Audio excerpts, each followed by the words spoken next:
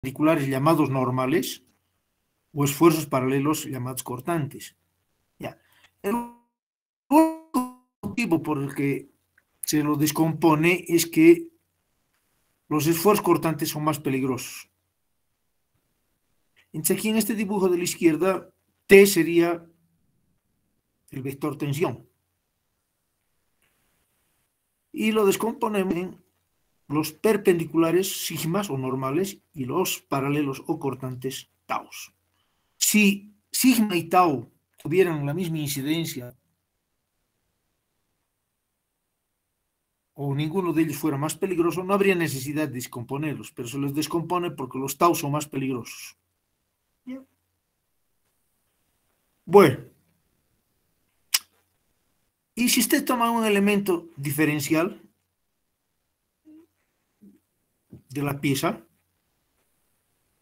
de dimensiones de X, de Y y de Z, entonces en cada cara van a tener un esfuerzo normal y dos esfuerzos cortantes. Ya, esto les voy a enseñar en la maestría, ¿no? Pero por lo pronto no les interesa mucho.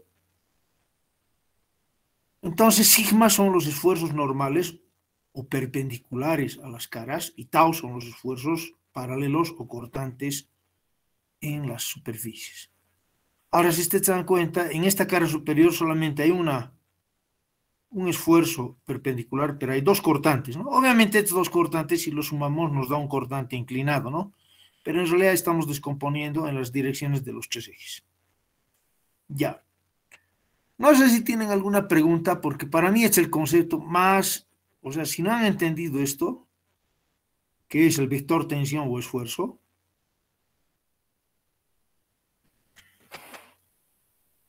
están en problemas, ¿no? Porque no hay concepto más importante. ¿Tienen alguna pregunta? No se preocupen, cualquier pregunta es bienvenida. Y si la pregunta es buena, incluso les regalo 10 puntos porque me gusta que participen, ¿no?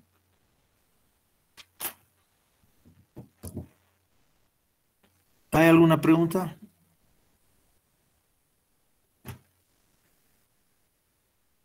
Bueno.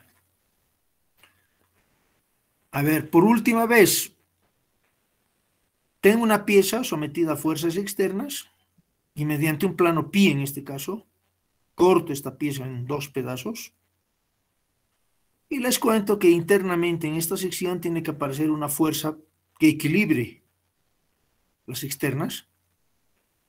Esa fuerza interna, ¿ya? Si yo la divido entre la superficie de corte, obtengo el vector esfuerzo o tensión. Entonces, en resumen, el esfuerzo es la fuerza sobre el área, ¿no? Pero es un vector, por si acaso. Y ese vector lo voy a descomponer, este T sería, ¿no? Ese vector interno que equilibra las fuerzas externas. Pero tengo que descomponerlo en en una dirección normal y en una dirección cortante o tangencial.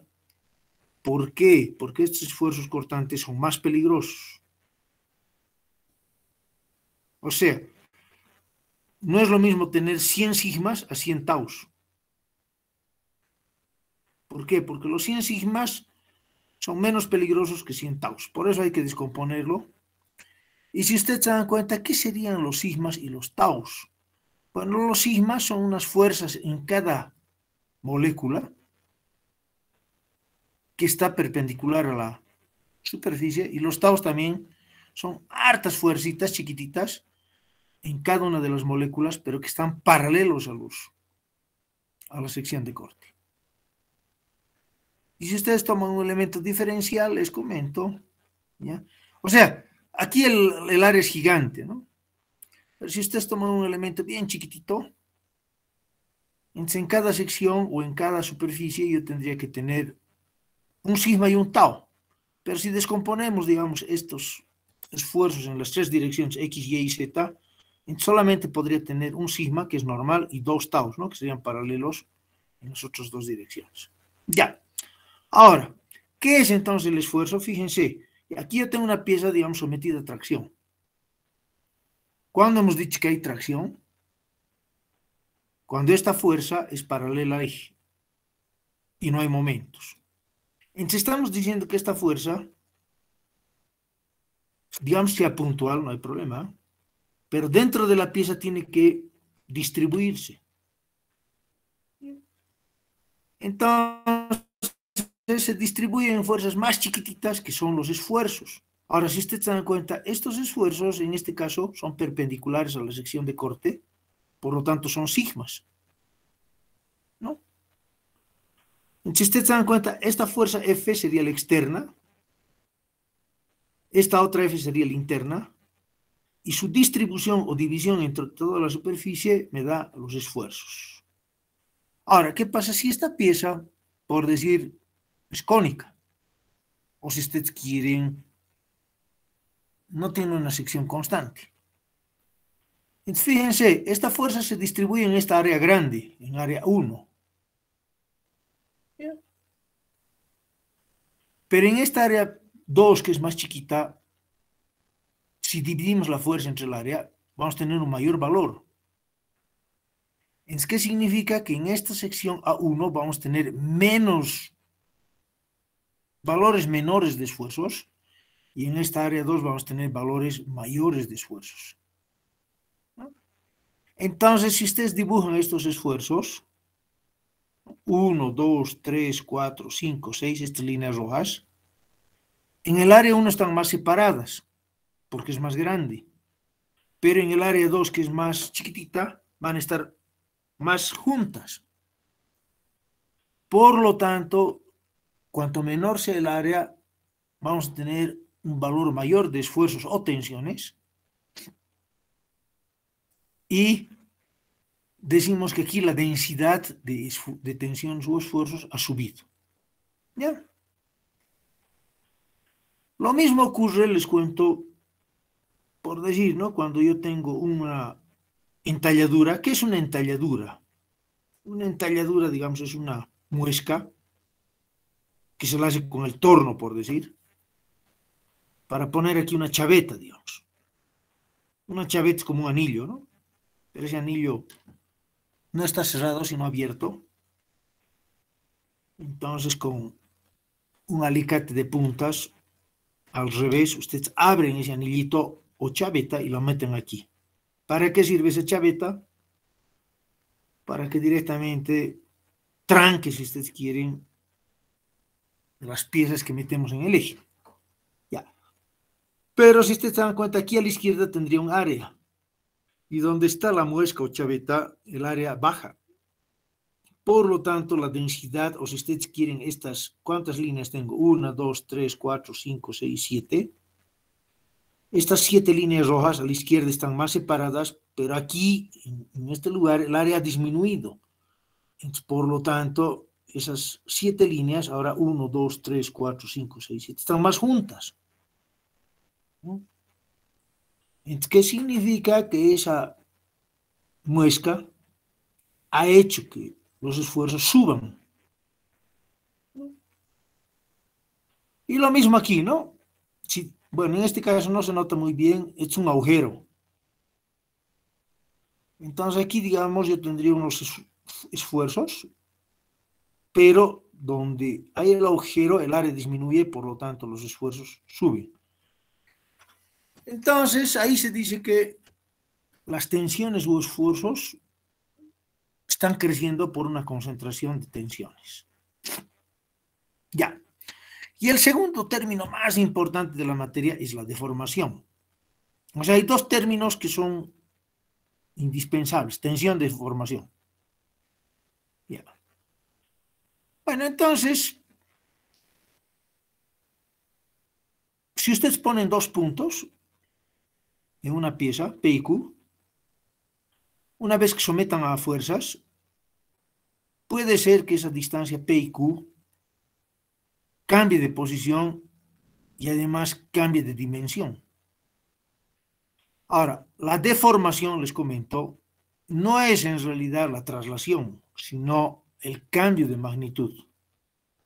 En otras palabras, esto van a ver ustedes en mecánica técnica, podemos decir que aquí ha habido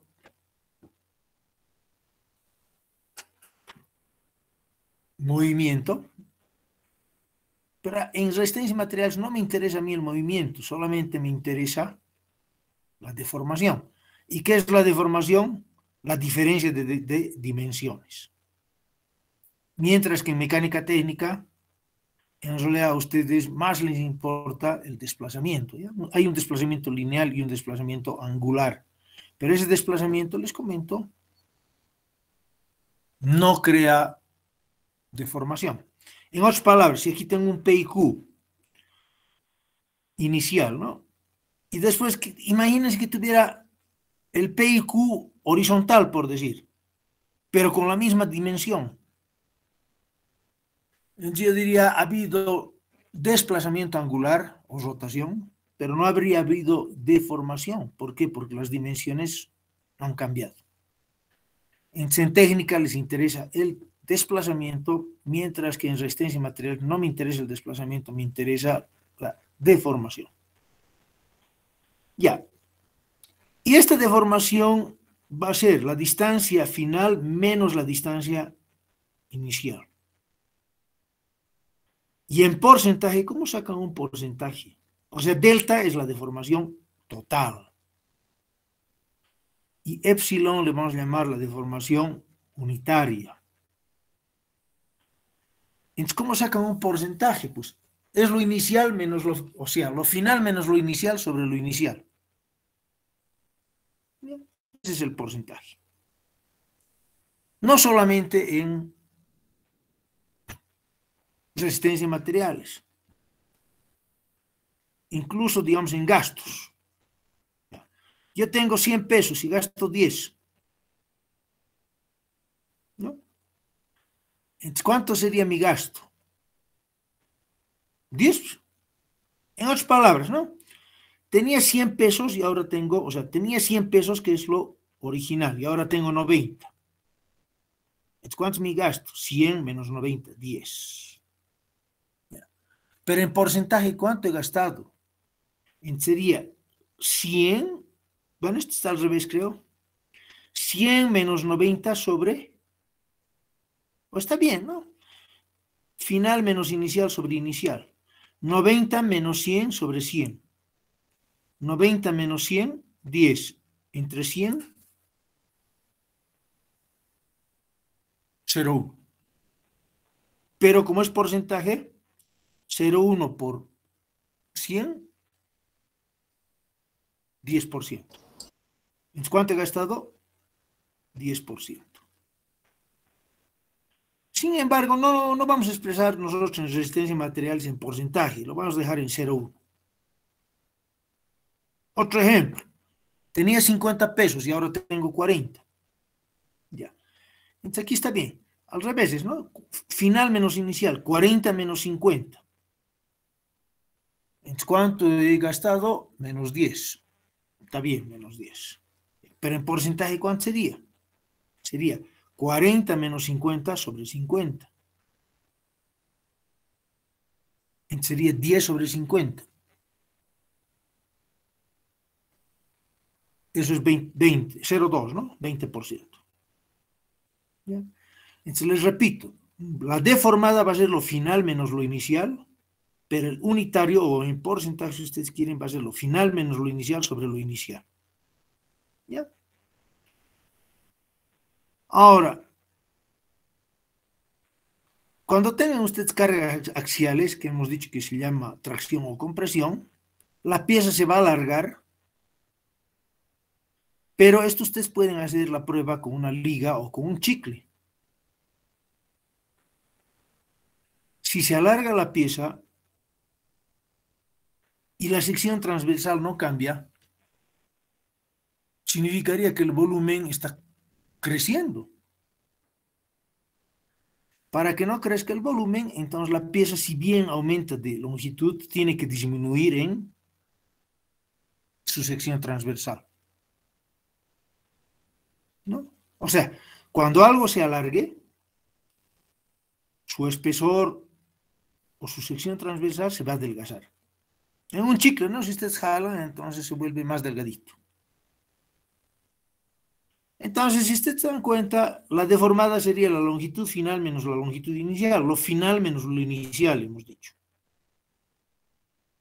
Y la deformación unitaria o en porcentaje, les he dicho, es lo final menos lo inicial sobre lo inicial. ¿No? Pero si ustedes se dan cuenta, eso sería lo natural. Pero alguien que es muy capo diría, y en el diámetro, tienen razón. O sea, longitudinalmente, o sea, si ustedes quieren, a lo largo, hay una deformada total. Aquí le podemos poner total.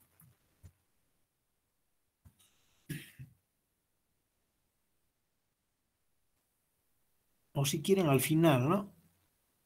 No es lo mismo.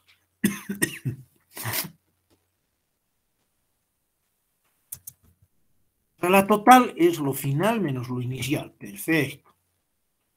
Y lo unitario, longitudinal, sería lo mismo dividido entre la longitud inicial. Ya.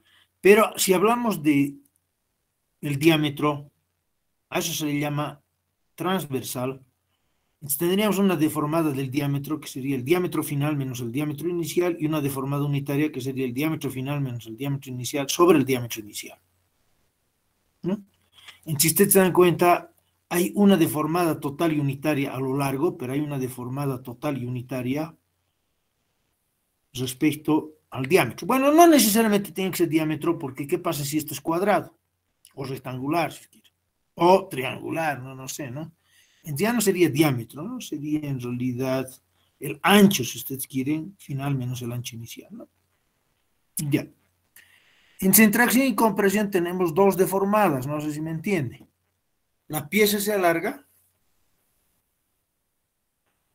pero su sección transversal disminuye. Ya. ¿Tienen alguna pregunta? Les cuento que esto he cambiado. ¿Qué he hecho? No sé.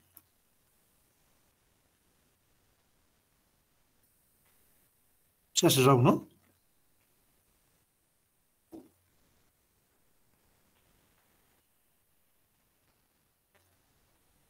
No entiendo, che.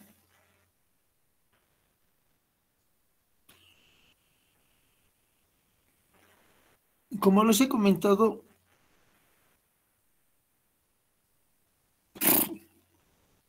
se ha cerrado.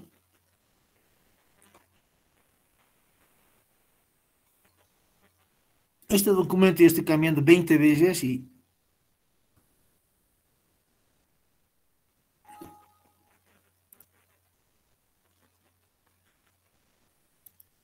creo que está embrujado, porque cada vez que lo cambio,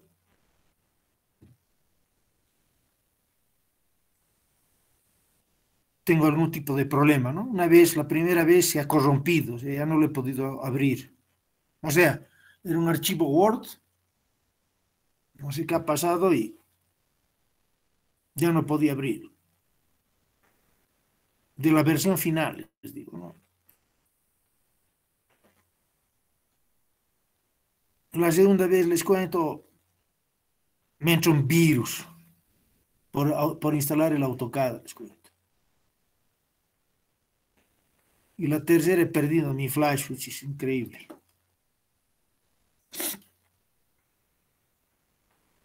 Va. El segundo tipo de solicitación que vamos a ver, hemos dicho, son corte puro, si ustedes quieren. El corte puro, les decía, solamente ocurre en las uniones y es cuando una pieza abajo, digamos, está sometida a una fuerza horizontal, digamos que la pieza es vertical, ¿no? Y arriba la fuerza es también horizontal, pero en dirección contraria. Entonces, un ejercicio, o si quieren ver esto, en un libro pueden hacer, ¿no? Un libro gordo, ponen el libro en su escritorio,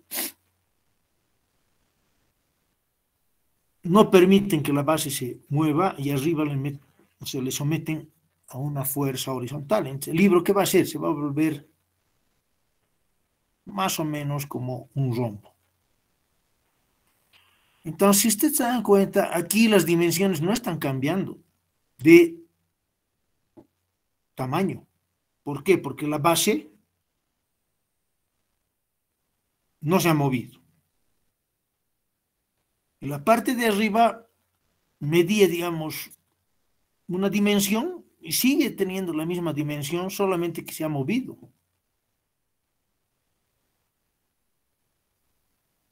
Entonces, en este caso, ¿habrá habido algún tipo de deformación? Y la respuesta es, no ha habido una deformación de dimensiones y muchas veces no le llaman deformación, sino le llaman, ha habido una distorsión. Pero podemos decir que la deformación o la distorsión es angular, gamma. Entonces, en corte, gamma va a ser nuestra distorsión o deformación angular, que no es en realidad un cambio de dimensiones, sino en realidad una inclinación. El tercer tipo de carga que vamos a estudiar, les decía, era torsión.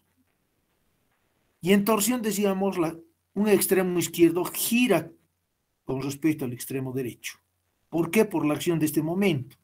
A los que no han venido en la anterior clase les decía, cuando, cuando vean dos flechas va a significar que tenemos un momento. Y si ven una flecha, eso significa que es una fuerza. Entonces este momento, que en realidad tendría que dibujarlo como un vector, digamos, circular, me provoca pues que la cara derecha, si ustedes quieren, gire con respecto a la izquierda. Entonces, en este caso, mi pregunta, al igual que en los dos casos anteriores, aquí hay una deformación, hay un cambio de dimensiones. No. Si ustedes se dan cuenta, solamente hay un giro, ¿no?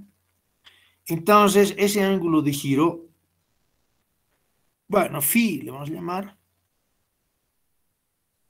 sería nuestra medición de la deformación en torsión. Pero aquí hay algo bien interesante, ¿ya? Si ustedes dibujan una línea en la periferia de este eje,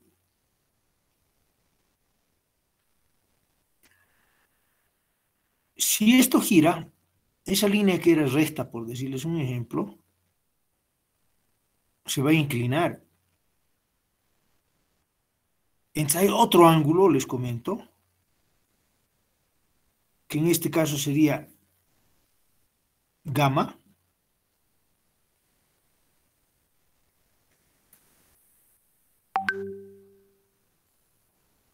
Bueno, que también podría, bueno, que no es tan importante, pero también podría cuantificar la deformación. Ahora, por 10 puntos yo les hago una pregunta. ¿Qué se llama este ángulo gamma y dónde lo han visto? Y si quieren que les dé una ayuda, esto se ve en dibujo.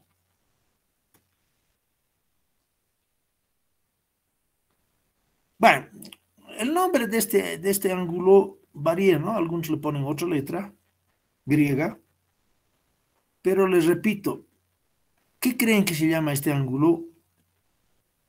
¿Y dónde, una aplicación práctica, digamos, dónde se lo ve?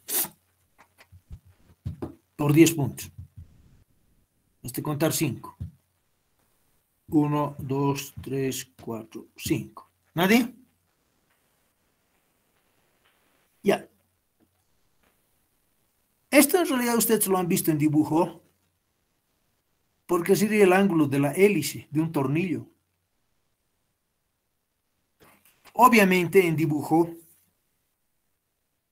este ángulo va a ser gigantesco, entonces esta línea van a ser los filetes del tornillo.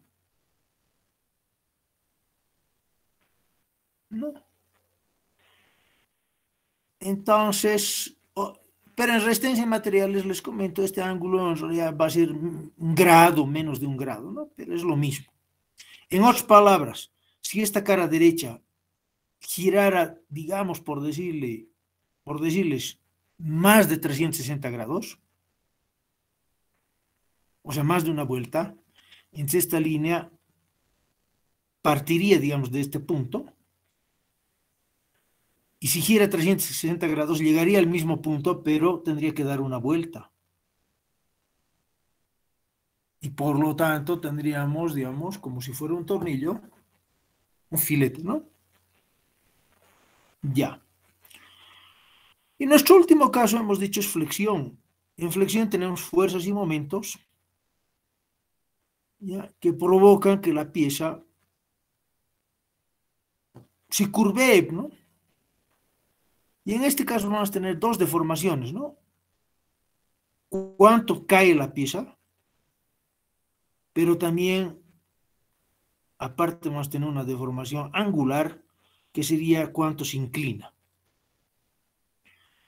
Volviéndoles a explicar, en tracción con presión, generalmente, o en cargas axiales, generalmente la deformada va a ser una distancia. En corte va a ser un ángulo. En torsión va a ser un ángulo, ¿no?, aunque podría ser dos ángulos, pero un ángulo basta. Y en flexión es el único caso que vamos a tener una distancia o una longitud y un ángulo. Ahora, en tracción con presión, ya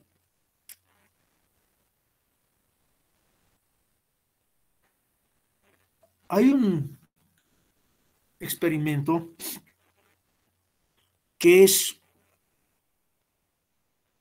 bueno, aquí lo veremos, someter a una pieza a fuerzas de tracción, ¿no?, y medir las deformaciones, no totales, las unitarias, las que están en porcentaje, les decía. Entonces, horizontalmente tenemos o dibujamos las deformadas unitarias en porcentaje, y en las abscisas, o perdón, ordenadas, pongo los esfuerzos. Bueno, hay videos, les comento, del ensayo de tracción, ¿ya? El ensayo de tracción.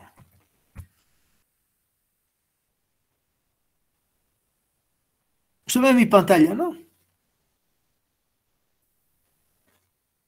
Sí, Sí, ingeniero CP.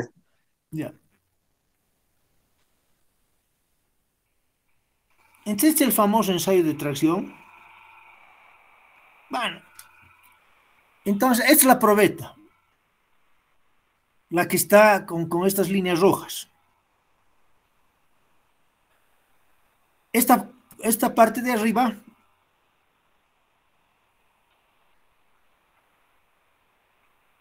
agarra la pieza, lo mismo que aquí abajo, y por medios hidráulicos o mecánicos, en realidad están jalando la pieza. Entonces, si ustedes se dan cuenta, a la izquierda podemos dibujar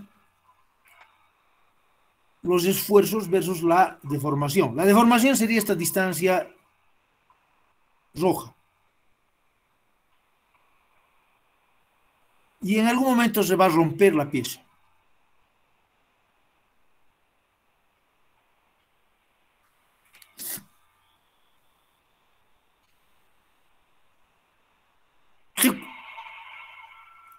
Bueno, aquí se ha separado, no sé si han visto bien. Una vez más veremos. Entonces les repito. Arriba se llama mordaza. ¿Qué es mordaza? Algo que agarra la pieza. Abajo también tienen otra mordaza. Entonces, no sé si me entienden. Aquí arriba hay es una máquina hidráulica, ¿no? Que puede ser mecánica también.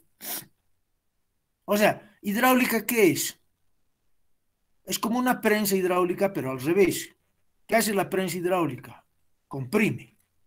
Pero en este caso, como es al revés, esa prensa hidráulica jala. Arriba tenemos una mordaza, o sea, algo que agarra la pieza. Abajo tenemos otra mordaza. La pieza es esta, ¿no? No sé si ven lo que estoy moviendo con el mouse. ¿Esta pieza qué es? Generalmente es, digamos, una barrita, por decirles, de 20, 30 centímetros. ¿Su espesor cuánto tiene? 1 centímetro, digamos. Y como esta máquina es hidráulica, entonces podemos medir la presión y esa presión por el área me va a dar la fuerza. Pero no voy a dibujar la fuerza, tengo que dibujar el esfuerzo. Entonces, esa fuerza la divido entre el área de la pieza. Y mediante un micrómetro, les comento, en esta línea punteada horizontal superior y en esta otra línea punteada inferior, ya tendría una distancia inicial. Pero como esta máquina está jalando, va a haber una deformación, un cambio de longitud. Y eso dibujó lo que está a la izquierda.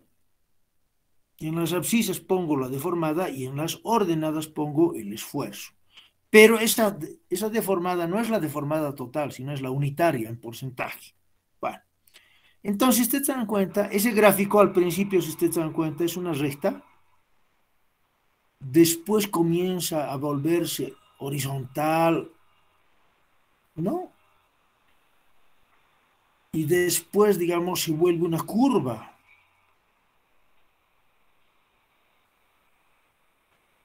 Bueno, obviamente en la pieza no ven mucho ustedes, porque es deformada, son chiquititas. Ya. Y dice, cuando se llega más o menos al máximo, en la pieza aparece una estricción. ¿Qué es una estricción? Va a aparecer, digamos, un lugarcito, no se ve bien aquí, donde el diámetro va a disminuir drásticamente. No se ve aquí, ¿no? La restricción. Yo no veo. Y que eso llegaría a ser lo que hemos estudiado como concentradores de tensión. Eso sería una estricción, un concentrador de Parecido. tensión. Tu pregunta es muy buena, les cuento, porque el concentrador de tensión tú lo haces con un torno. Mientras que esta estricción es bien parecido, pero tú no lo estás haciendo, sino está apareciendo de por sí. Pero es lo mismo, bien parecido, ¿no? Ahora fíjense, aquí dice, aquí ponen una flecha, van a ver, y creo que dicen aquí es la restricción. Mira, ¿por qué ponen aquí? Bueno, es que no se ve en este video, pero yo supongo que aquí es la restricción, y ahí se va a romper la pieza, obviamente. Pero fíjense, ahí se ha roto, ¿no? Ya. Pero ese es un video. Es lo bueno del internet. Pucha, ¿qué ha pasado? Aquí está. Lo bueno del internet es que tienen ustedes 100.000 videos.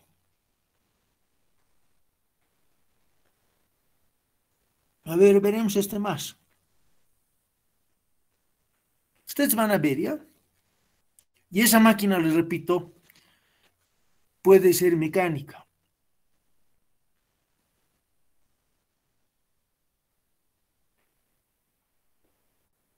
No veo. ¿Dónde está el video? Creo que es este.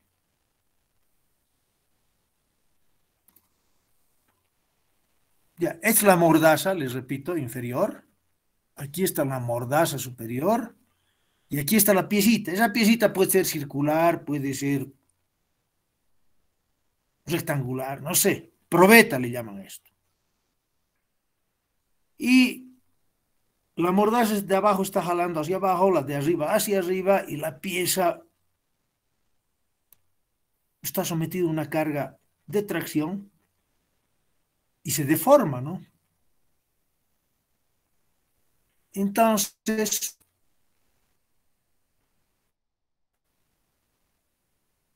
si fuera hidráulico, pues les digo, por la presión yo puedo calcular la fuerza que se despierta y mediante un micrómetro, les repito, tendré que medir la deformación. Bueno, en este caso no están midiendo la deformación, pero sí van a ver la estricción. La estricción puede a cualquier lado, más o menos.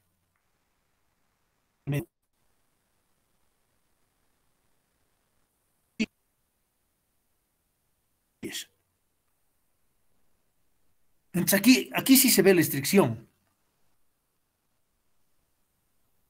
Yo diría, no sé si ustedes se dan cuenta, aquí está la estricción. No está al medio, ¿no? Porque al medio, si ustedes se dan cuenta, yo lo veo más gordo, pero a un tercio le llamaremos, yo lo veo más delgadito. Y es lo que les decía, cuando alarguen una pieza, esta va a aumentar en longitud, pero tiene que disminuir en diámetro. O sea, no en diámetro, ¿no? En espesor, si ustedes quieren. Entonces aquí está disminuyendo. Ahora lo malo es que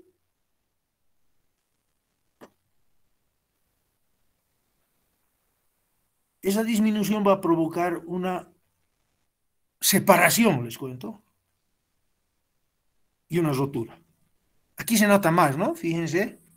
O sea, en otras palabras, esto ya parece una cintura, si ustedes se dan cuenta. Aquí está más gordo y aquí está más delgadito. Entonces aquí se va a romper. No está a un tercio, no creo que está más o menos a... Sí, a un tercio más o menos. Aquí se va a romper. Cabalito. Bueno, ustedes pueden ver miles de videos y la curva de dibujar, o perdón, de graficar esfuerzo, no estoy graficando fuerza, estoy graficando esfuerzo o tensión, versus la deformada unitaria, por si acaso, más o menos da esta curva. Entonces al principio tenemos una línea recta, después esto se vuelve medio horizontal, o sea, horizontal no uniforme, ¿no? Sino sube, baja, y después de nuevo tenemos una subida, curva, donde llegamos a un valor máximo y de ahí baja. Y aquí se rompe. Entonces, este diagrama es muy, muy importante. Se le llama el diagrama tensión de formación o esfuerzo de formación, ¿no?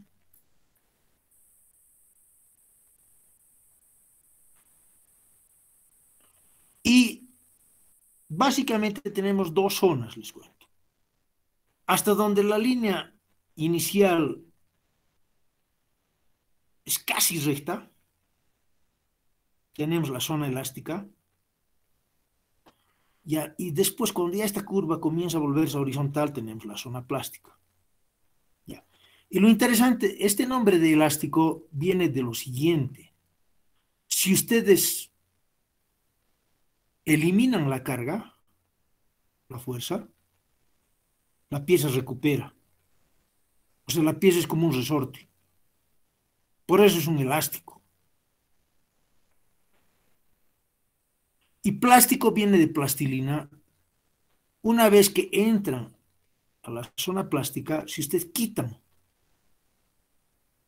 la fuerza o el esfuerzo, la pieza va a recuperar, digamos, un poco su forma, pero ya queda con deformación permanente.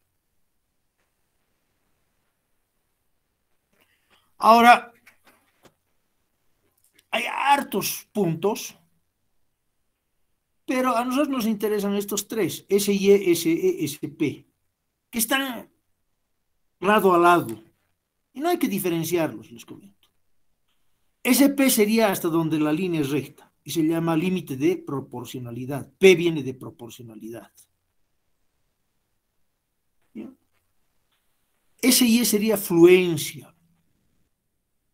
¿Qué es fluencia? Aquí dice, ¿no? La zona de fluencia. Entonces, la pieza ya comienza a tener deformaciones grandes y permanentes. Y el S, les comento, lo van a ver en elementos de máquinas. Se limita a la fatiga.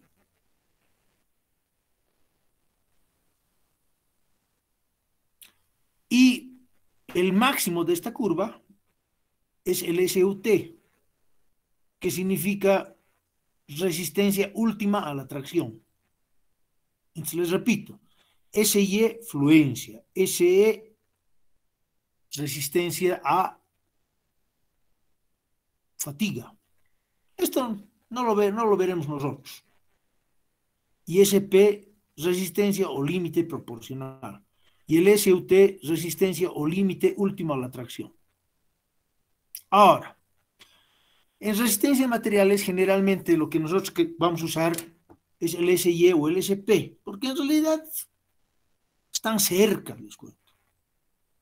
O sea, digamos que el SY sea 2100, el SP va a ser 2199, entonces no necesitamos hacer diferencia entre estos valores.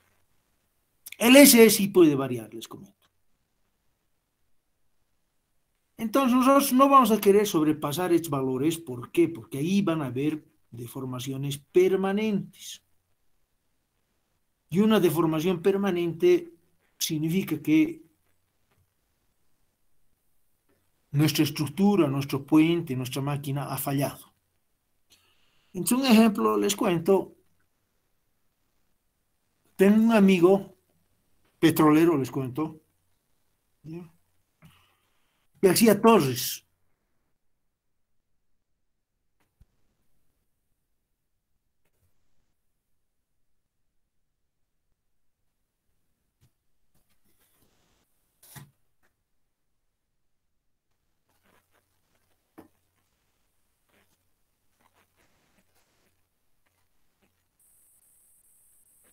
No tengo. Falla de un tinglado. Le pondremos un tinglado.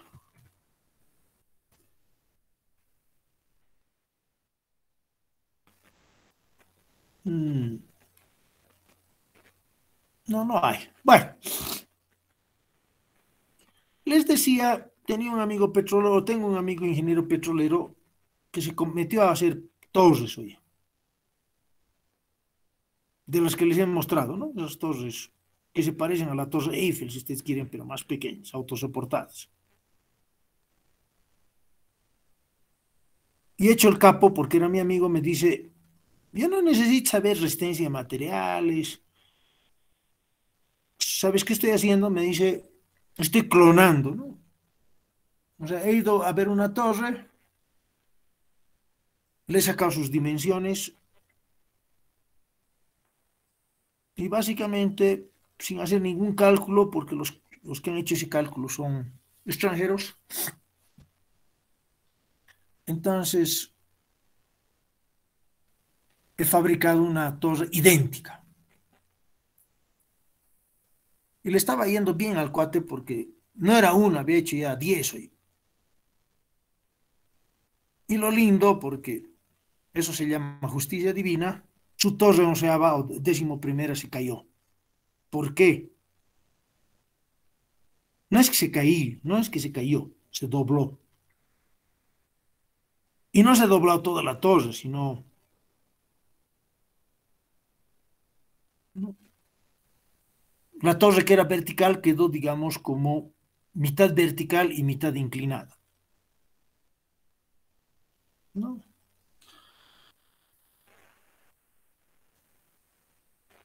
Falla de una torre, o sea, quiero ver solamente, no veremos un video, a ver, veremos una imagen. Si alguien consigue una imagen, les regalo puntos, a ver. Ah, no hay nada. O sea, quiero ver una torre. Ah, es que aquí dice tinglado, ¿no? Quiero ver una torre metálica.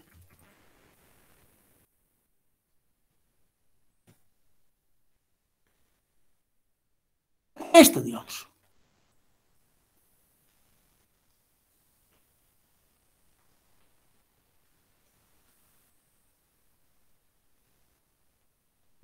Qué macana. Ya esta.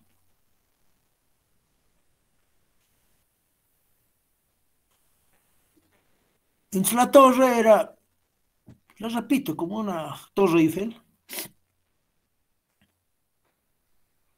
Pero llega un momento en que se dobla. Bueno, aquí se ha caído, ¿no? Pero esa torre ya no sirve, les cuento. ¿Ustedes creen que se puede desarmar y decir, esto está bien, esto lo voy a reutilizar? No, ¿saben qué? El problema es que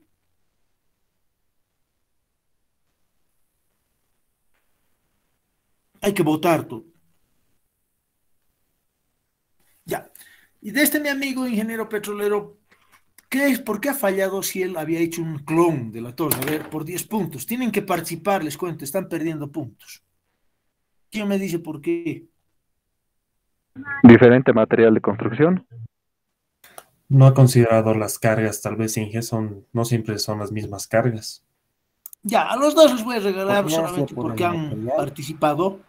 Y Este, que no hubiera este. tomado en consideración la resistencia de los materiales que ha utilizado. Por eso. La respuesta más que los materiales, ¿saben cuál es? Una torre está sometida principalmente al viento y a la nieve. Pero les cuento que en Santa Cruz hace unos vientos huracanados. Entonces, ¿qué significa que la torre de Santa Cruz o de Potosí, donde nieva, No, que también podría ser.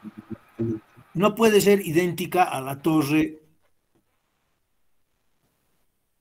digamos, de La Paz, ¿no? Entonces, en Santa Cruz les cuento los vientos, hasta árboles hace caer, no sé si han visto. Si bien la torre estaba tal vez bien construida,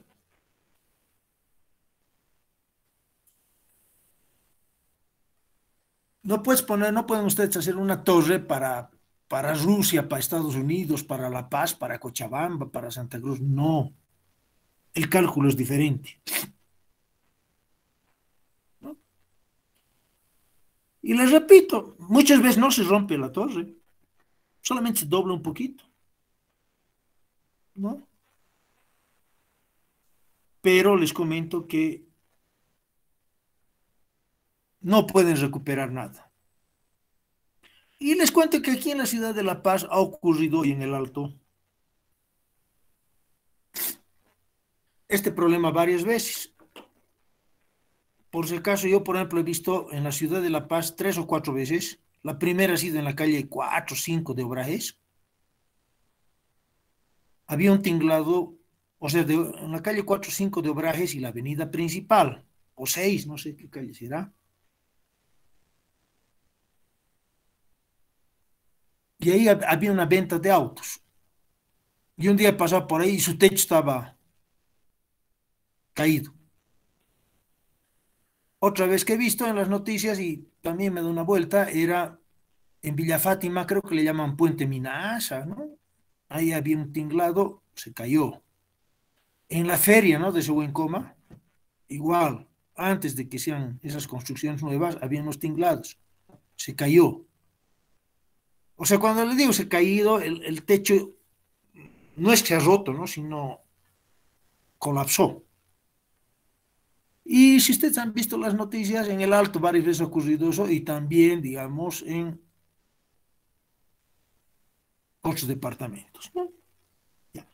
Entonces, no hemos llegado a la rotura, les cuento, pero basta que sobrepasemos la afluencia Y, Entonces, el techo, la torre, el tinglado, el puente metálico,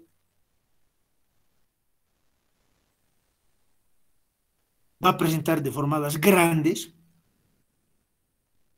y esas deformadas no van a recuperar, ¿no? O sea,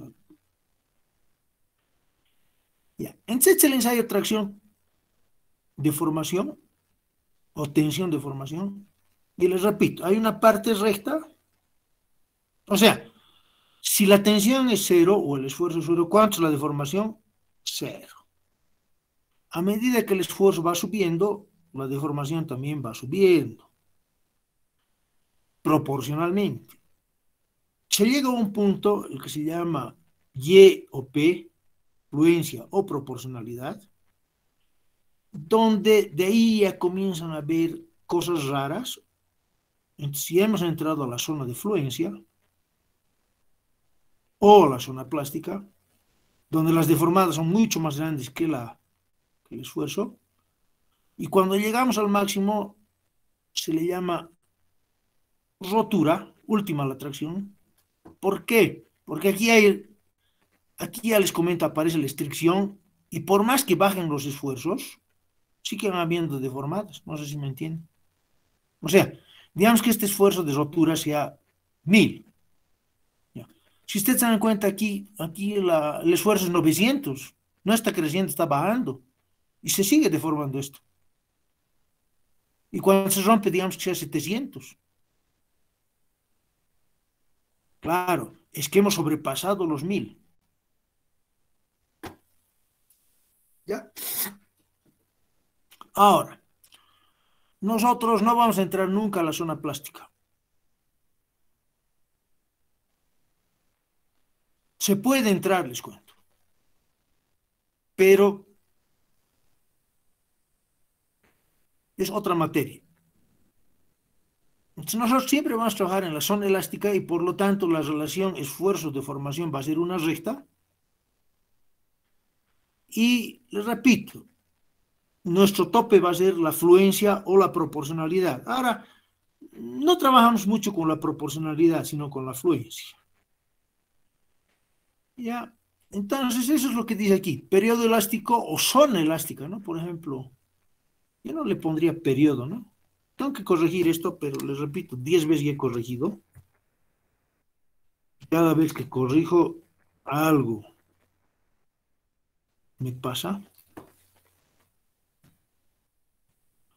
Bueno, la zona elástica está delimitada por la tensión, bueno, de elasticidad. No voy a decir la de la...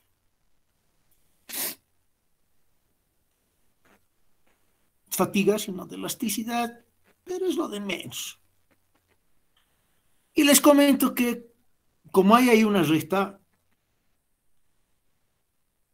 entonces podemos decir que el esfuerzo dividido, o si ustedes quieren, la tangente de este ángulo, es cateto opuesto, sigma sobre cateto adyacente, epsilon. Y a esta ecuación se le llama ecuación de Hooke. O sea, la relación entre sigma y E es una constante en la zona plástica, o perdón, elástica, y en la zona plástica es cualquier valor. Después tenemos un periodo o zona, yo les digo aquí, ¿no? Una zona.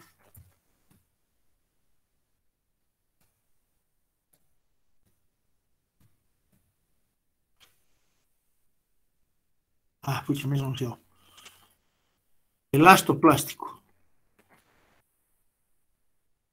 No les interesa mucho qué sería la zona de fluencia, ¿no?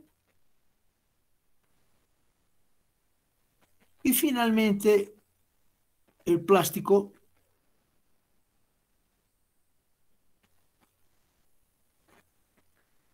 o si no, esta sería la elastoplástica, no le pondré fluencia. Está bien.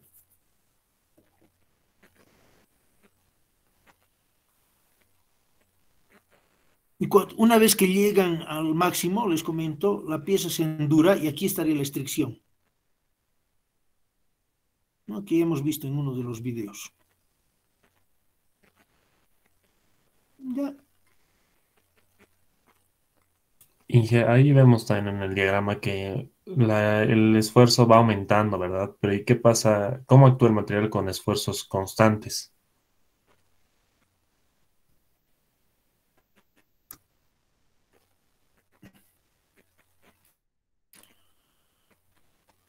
No, pues un esfuerzo o constante es una línea horizontal.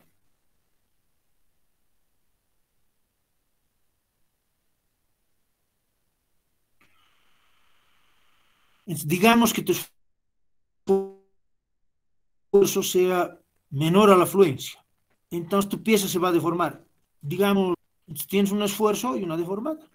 Ahora, si tu fuerza o esfuerzo es mayor a la afluencia, entonces digamos que pongas un esfuerzo aquí, ¿no? Tu pieza se ha deformado, no se ha roto, pero digamos, se ha deformado y por más que quites esta carga, la pieza ya va a mostrar una deformada para siempre.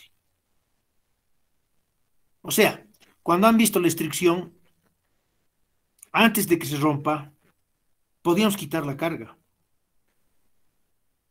pero mi pie se hubiera quedado con esa restricción. Entonces aquí la restricción comienza a aparecer, les comento, más o menos un poco antes de la rotura y sigue, ¿no? Aquí en el máximo. Ahí podemos bajar el esfuerzo, pero la restricción sigue creciendo, creciendo hasta que aquí se separa la pieza, ¿ya?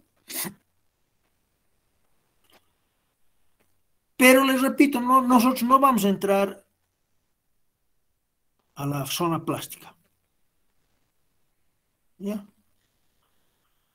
Ahora, si ustedes se dan cuenta, cuando hay restricción, el área de la pieza disminuye. Por lo tanto, el esfuerzo, como es la fuerza sobre el área y el área es más chiquitita, debería ser este punteado. Pero nosotros vamos a mantener el área constante y este sería el diagrama convencional, ¿ya? Este es el diagrama que se usa, pero como digamos la restricción disminuye el área, en realidad este debería ser el verdadero diagrama. Pucha, pero no conocemos esa área de restricción.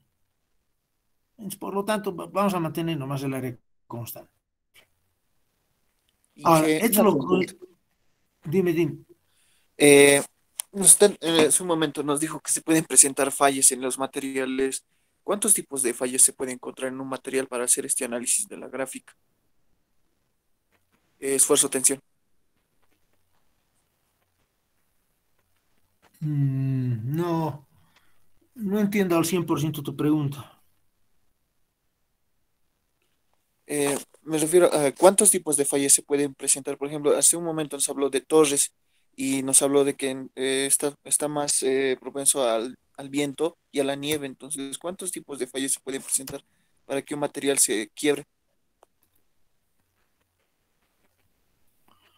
No, pues en realidad, bueno, creo entender tu pregunta de la siguiente manera.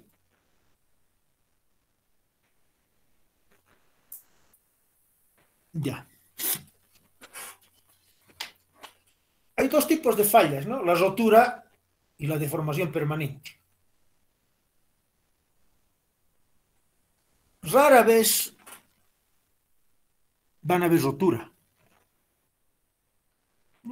Por ejemplo, si ustedes ven esa torre caída, tal vez ninguna barra se haya roto, pero se han doblado.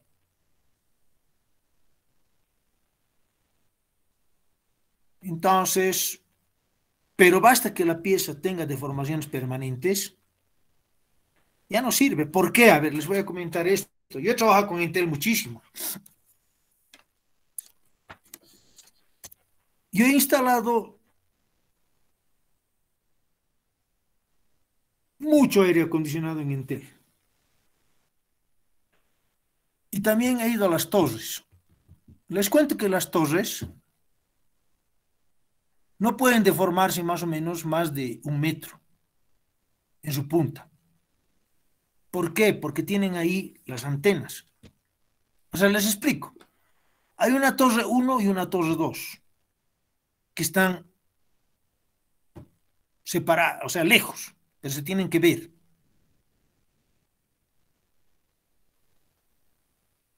Entonces la torre 1 es como si mandara un rayo láser a la torre 2. Más o menos, para que me entiendan. No es que manda un rayo láser, sino es, en realidad es una onda, ¿no? Pero imagínense que, bueno, la torre solamente soporta.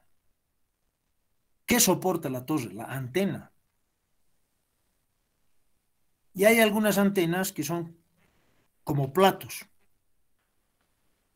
parabólicas, ¿no? En la torre 1 manda, les digo, una onda que es como un rayo láser desde un plato a la torre 2 que está lejos, y esa torre 2 en otro plato tiene que recibir ese rayo láser o la onda. Pero imagínense que la deformada arriba, donde están los platos, o las antenas en este caso, sea grande. Entonces ese rayo láser ya no llegaría a la antena. Por lo tanto, la comunicación se pierde. Entonces, arriba, en las torres arriba, les cuento, si ustedes suben, hay movimiento. ¿Ya? O sea, ustedes se dan cuenta del movimiento. O sea, la deformada debe ser 20, 30 centímetros, yo calculo. Da hasta miedo, les cuento, estar ahí porque tú te mueves. ¿Y quién te hace mover? Principalmente el viento, les cuento.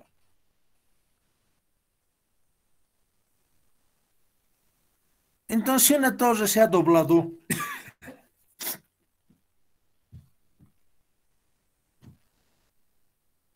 arriba en la punta, basta que la deformidad sea, digamos, medio metro, ya no vas a recibir.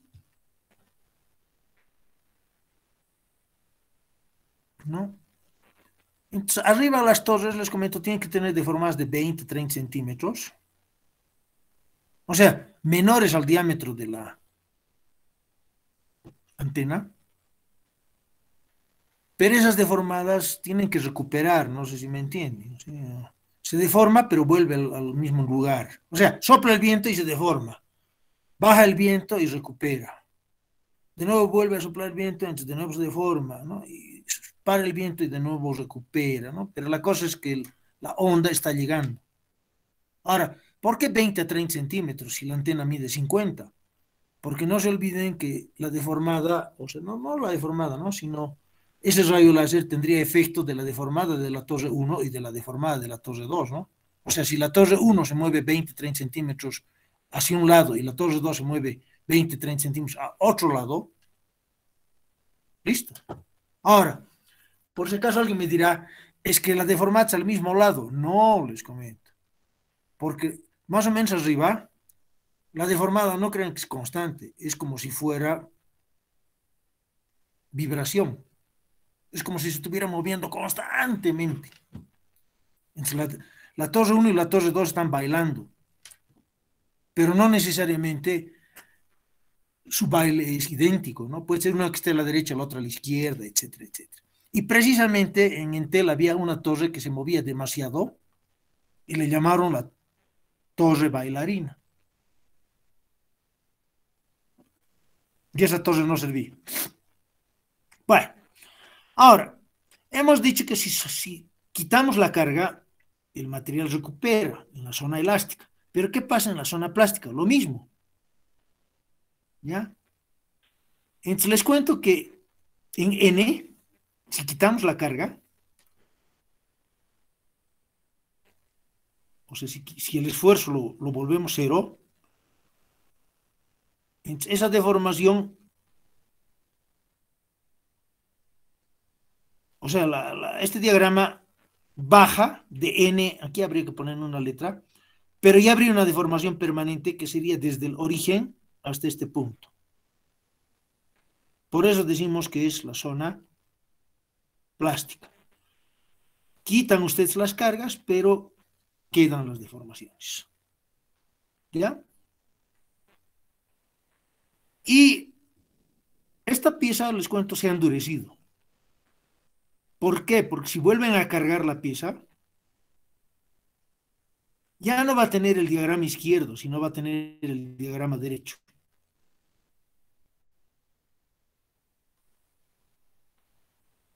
O sea, todo esto que tienen aquí a la izquierda ya no desaparece y el nuevo diagrama de esta pieza es esto que está a la derecha. Pero, si ustedes se dan cuenta, por decir, este otro diagrama ya no tiene una fluencia o proporcionalidad original, sino tiene un valor más grande, les cuento. Se endurece. Y precisamente eso hacen para endurecer a las piezas. Si ustedes quieren endurecer a las piezas, tienen dos métodos. Los mecánicos, que sería deformar las piezas para siempre, o los térmicos, que es templar la pieza. Ahora, ¿cómo hacen una deformada permanente mecánica? No la van a someter a tracción compresión, sino generalmente la hacen pasar por rodillos. Bueno,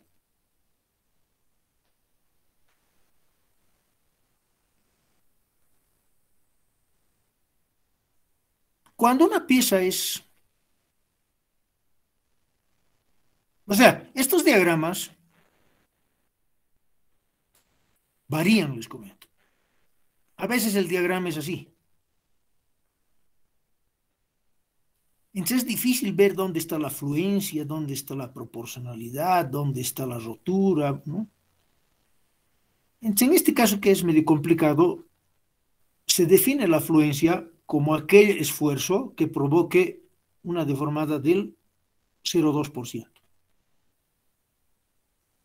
Y esto podría ser una pregunta de examen. Yo les doy este diagrama y les digo, hallen el valor de la fluencia. Entonces ustedes aquí abajo trazan 2% y paralelo a esta línea recta, y donde intersecte esta línea, ¿no?, al diagrama, sería la fluencia. Ya. ¿Cómo lo ha definido Inge a la afluencia? ¿O ese 2%? O sea, aquí es bien fácil ver la fluencia. Aquí. Porque es bien. Por si acaso, fluencia y proporcionalidad no se hagan problema. Tómenlo igual. ¿Dónde sería la fluencia o la resistencia o el límite de proporcionalidad? Donde la recta comienza a inclinarse. Pero aquí yo les digo, en este diagrama, que es otro material,